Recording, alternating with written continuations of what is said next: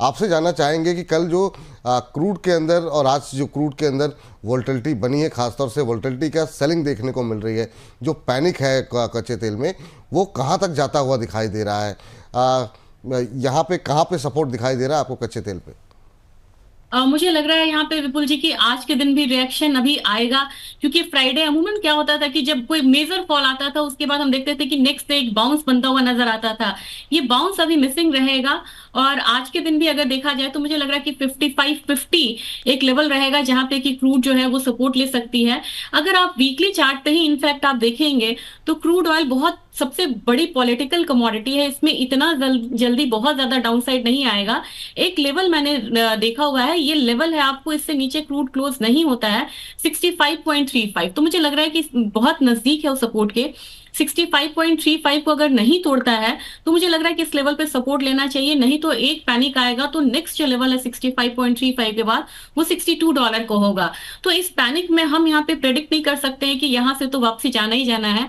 दर्शकों को ये ध्यान में रखना होगा कि इंटरनेशनल मार्केट में 65.325 को तोड़ता है तो नेक्स्ट $62 हम आता हुआ देख सकते हैं। उसके लिहाजे से एमसीएक्स में फिर जो लेवल बनेगा वो 5400 का बन सकता है। तो मुझे लग रहा है कि पहला सपोर्ट आपको यहाँ पे 5550 का है, फिर 5450 के करीब का है। तो आज के दिन का जो ट्रेड है वो काफी इंपॉर्टेंट है। अगर यहाँ से थोड़ा भी मार्केट ऊपर की तरफ संभलती है तो मेरे ख्याल से एक रेंज बनेगा आपको, और ये रेंज आपको 5550 से लेके 5750 वाला रेंज है।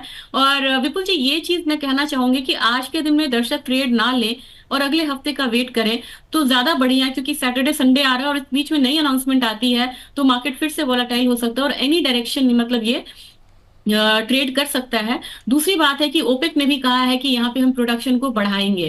तो उन्होंने कहा है कि अगर हम प्रोडक्शन बढ़ाएंगे और अप्रैल अप्रैल ऑनवर्ड्स अगर वो प्रोडक्शन बढ़ाते हैं तो मेरे ख्याल से क्रूड पे एक और दबाव जो है वो देखने को मिल सकता है।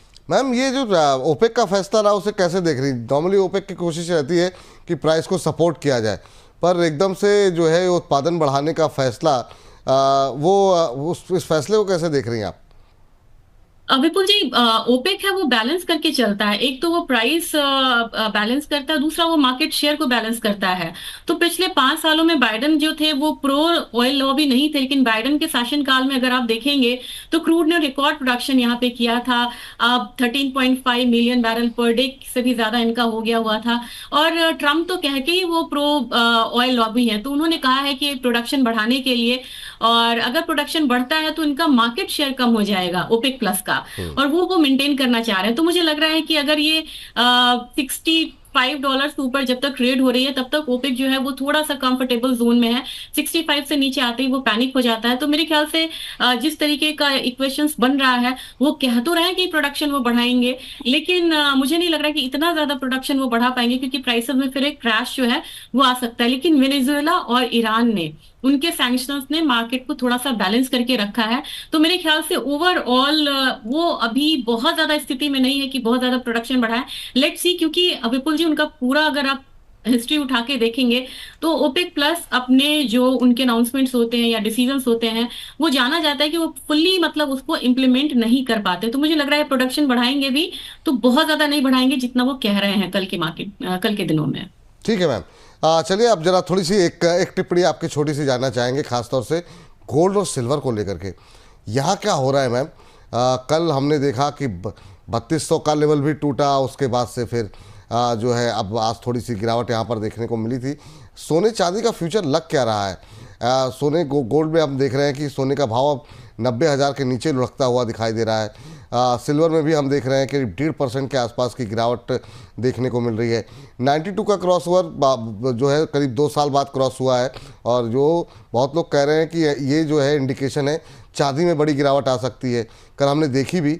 आप कैसे देख रही हैं और अभी फ्यूचर कैसा लग रहा है सोने चांदी का आपको? चांदी में तो ज्यादा रिएक्शन आना था। चांदी वोलाटाइल कमोडिटी हमेशा चार्ट से उसका बताता है कि मेजर अपसाइड और डाउनसाइड। तो मेरे ख्याल से इंडस्ट्रियल कमोडिटी है और सेमीकंडक्टर्स में यूज होता है, और जिस तरीके से टैरिफ का लगा तो सेमीकंडक्टर्स चिप्स पे यहाँ पे इम्पैक्ट आएगा, इसकी वजह से चांदी में गिरावट आई है। और मेरे ख्याल से यहाँ पे 90,000 91,000 के बीच में चांदी के फॉल को संभल जाना चाहिए। इंटरनेशनल मार्केट में $31 से के करीब चांदी को संभलना चाहिए। और अगर गोल्ड की बात की जाए तो गोल्ड मुझे लिमिटेड फॉल विपुल जी लग रहा है, लेकिन गोल्ड की रैली जो है अब एग्जेजरेटेड हो चुकी है। तो 3100 से लेके $3150 के बीच में गोल्ड की रैली जो है वो मतलब नीचे की तरफ आ सकती है। 90,000 का स्तर यहाँ पे टूटता हुआ दिख रहा है। मुझे लग रहा है कि एक बार 89,000 से लेके 88,500 तक आना चाहिए अगले हफ्ते में। हम्म। तो गोल्ड में करेक्शन अभी बाकी है, और मुझे लग रहा है कि धीरे धीरे इस कमोडिटी में भी अब करेक्शन आना चाहिए। और नीचे की तरफ आप मुझे कहेंगे कि मैक्सिमम फॉल फिलहाल क्या लग रहा है ऐसे माहौल में, वो मुझे लग रहा है कि मैक्सिमम फॉल आता भी है तो 87,000 के करीब आएगा, क्योंकि ये कमोडिटी हर 25 में इसने ऐसा ट्रेड करा ना, एक कदम पीछे आता है और 3 कदम आगे बढ़ती है ये कमोडिटी। तो इसमें ये मान के नहीं चलना होगा कि अब यहाँ से बहुत मेजर फॉल चांदी की तरह आएगा, क्योंकि जितने भी मतलब कि अभी ट्रिगर्स हैं वो सब इन फेवर ऑफ गोल्ड है। जितनी अनसर्टेनिटी बढ़ेगी गोल्ड उतना फेवर होगा। तो मार्केट तो पूरे फाइनेंशियल मार्केट से पैसा निकला है, इसका एक इम्पैक्ट गोल्ड पे आया है। तो अगर 87,000 88,000 आ रहा है तो जिन किन्हीं को भी यहाँ पे फिजिकल बाइंग करनी है वो कर सकते हैं, ये अवसर को ना चूकें।